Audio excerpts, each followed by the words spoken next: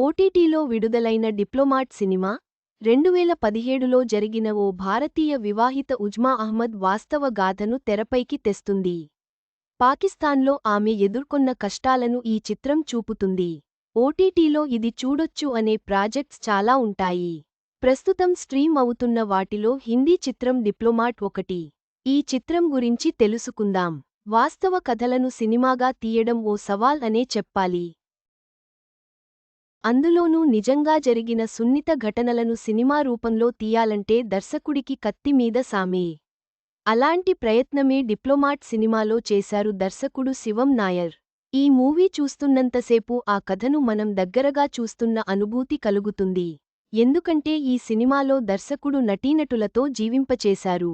John Abraham ప్రధాన పాత్రలో నటించగా సాదియా ఖతీబ్ మరో పాత్రలో నటించారు. ఇక ఈ సినిమాలో ఏముందో చూద్దాం. ఇదో యథార్థ గాథ.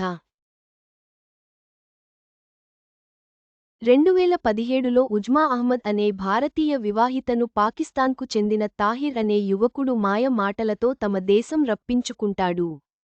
కేన్సర్ బారిన పడ్డ ఉజ్మా కూతురు వేరే దేశంలో ఉంటుంది. తన కూతురి ఆరోగ్యం కోసం డబ్బులు సంపాదించాలనే ఆలోచనతో తాహిర్ వలలో పడుతుంది ఉజ్మా. పాకిస్తాన్ వెళ్లాక ఉజ్మాకు అతని అసలు రంగు తెలుస్తుంది. తరువాత తాహిర్ ఆమెపై అత్యాచారం జరిపి చిత్రహింసలు పెడుతుంటాడు. ఈ దశలో ఆ అమ్మాయి అతని దగ్గర నుండి తప్పించుకుని పాకిస్తాన్లోని ఇండియన్ ఎంబసీలోకి శరణార్థిగా ప్రవేశిస్తుంది. అక్కడ ఉన్న ఇండియన్ ఎంబసీ అధికారి అయిన జేపీ సింగ్కు తన గోడు వెళ్లబోసుకుంటుంది.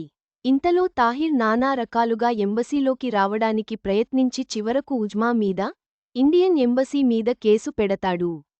అక్కడ నుండి కథ పలు మలుపులు తిరిగి, చివర్లో ఉజ్మాను భారతదేశానికి జేపీ సింగ్ ఎలా క్షేమంగా చేర్చాడన్నదే సినిమా.